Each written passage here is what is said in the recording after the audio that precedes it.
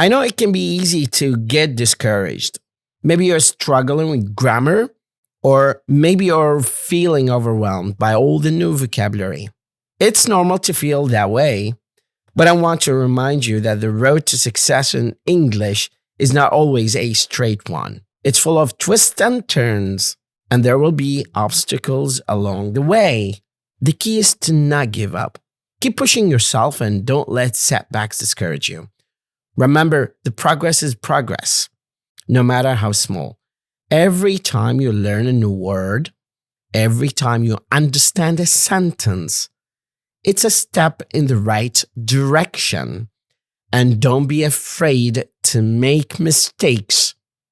It's through making mistakes that we learn and grow. Consistency is also crucial. Learning a new language is not something that can be done overnight.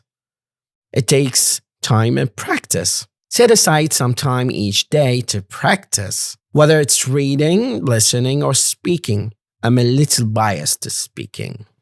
Make it a habit and stick to it. The more you practice, the more progress you make. I also want to remind you that you're not alone.